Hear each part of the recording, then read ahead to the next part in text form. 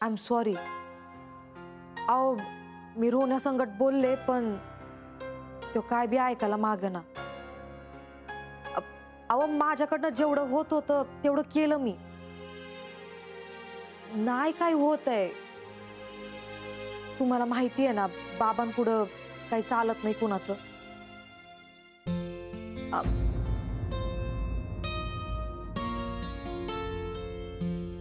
Cut केला.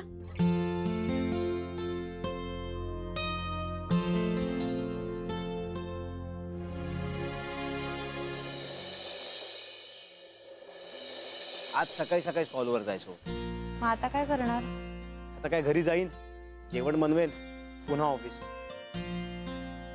मी बायका नाही बघत पिंट्या एखादी चांगली. अगं आई टिकू देते का कोणाला?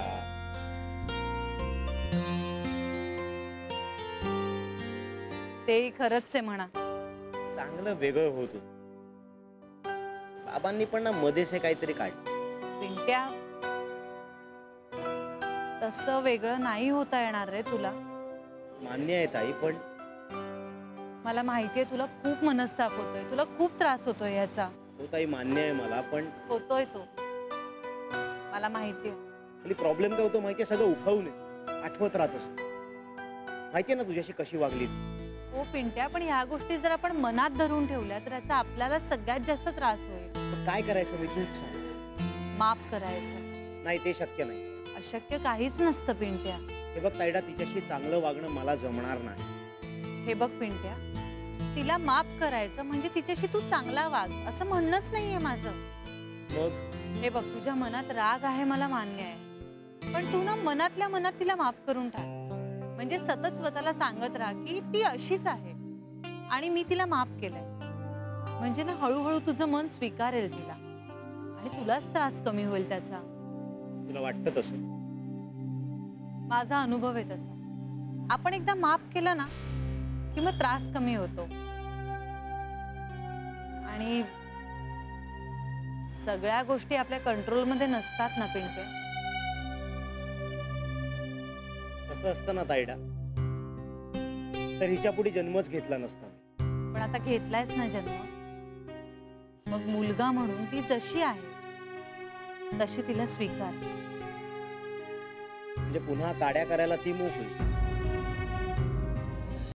आता ती तसं करायला नाही धजावणार पिंट्या. कशावरून? शहाणी असेल ना तर ती तुमच्या वागण्यावरून धडा घेईल आणि हे असं वागून चालणार नाही हे कळेल तिला. पिंट्या कितीही काहीही झालं ना तरी ती तुमच्या दोघांशिवाय नाही राहू शकत. आणि आता तिला हे चांगलंच कळलेलं आहे की तुमच्याशी जुळवून घेण्याची तिची ही शेवटची संधी आहे. तुला खरंच असं वाटतं ताई? ती वरमली आहे ना, मग बाबा तिला ताब्यात ठेवतील आता. हे बघ पिंट्या, तुम्ही जर तिला सोडून गेलात ना तर मग ती तिचं सैतानी डोकं वर काढेल आणि ह्यानं त्या प्रकारे तुम्हाला त्रास देत राहील. मला असं वाटतं जी चूक तिने केली ती आपण नको करायला. कुठली? आईने जर सुनीताला मानाने स्वीकारलं असतं ना तर तिच्यावर अशी माफी मागण्याची वेळच आली नसती. पिंट्या, मला असं वाटतं की आता आई नरमली आहे ना, मग उगाच हे ताणून तिला शिर्डीला नको आणायला आपण. अरे म्हणजे तुम्ही घर सोडलं तरी तुम्हाला तिला नाही सोडता येणार. त्यापेक्षा मग आता ती दबलेली असताना तिला स्वीकारलं ना तर ती तशी दबून राहील तुमच्या बरोबर. पटतंय का तुला? बरोबर आहे तुझं पिंट्या. आणि तू ना ह्या सगळ्याकडे एवढं सिरियसली नको बघू. सर एवढं काहीच झालेलं नाहीये. आपल्या आईचा स्वभावच आहे तसा. घटक्यात ती अशी असते तर घटक्यात तशी असते. अरे हे सगळं ना खूप फनी आहे. तू तू हे सगळं एन्जॉय करायला शिक. हो फनी तर आहेच ती. तेच तर.